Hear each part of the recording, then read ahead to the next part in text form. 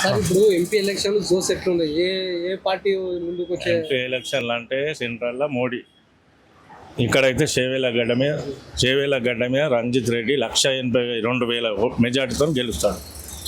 182,000 ఇది నేను రాసిస్తున్నా. నాకు ఇంతవరకు నేను హ్యాండిక్యాప్ 2012 యాక్సిడెంట్ ఇంతవరకు హ్యాండిక్యాప్ సర్టిఫికేట్ రాలేదు. ఈ government, KCR government, Modi government. ఏం లాభం? ఎంతోమంది హ్యాండిక్యాప్లు సరిగ్గా లేదు. ఇక్కడ శంకర్పల్లి లెట్టూరు అంటే మంచిగా టిక్ టాక్ తయారైన వాళ్ళు, రేషన్ డీలర్లు, వాళ్ళకి హ్యాండిక్యాప్లే గారు, వాళ్ళు హ్యాండిక్యాప్ సర్టిఫికేట్లు ఉన్నాయి. అట్లా ఏరి పారేస్తే మొత్తం పోతాయి. సరైన హ్యాండిక్యాప్ లేవు.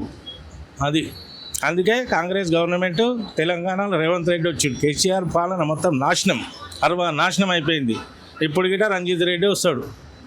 రంజిత్ రెడ్డి, భీంభారత్ ఎంత మంచి వాళ్ళు అంటే పబ్లిక్ సేవ మనుషులు వీళ్ళు. కొండ విశ్వేశ్వర రెడ్డి ఇవాళ వస్తాడు, రేపు పోతాడు. కొండ ఎవరో తెలియదు, జనాలకు తెలియదు. ఆయన ఏం మాట్లాడతాడు ఆయనకే తెలియదు.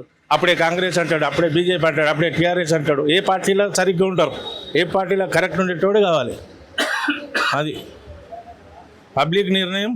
చేవేళ్ళగడ్డ రేవంత్ ఏమంటారు, రంజిత్ రెడ్డి 182,000 మెజార్టీ. నేను దుకాణం రమేష్. ఇది రాసి పెట్టుకోండి.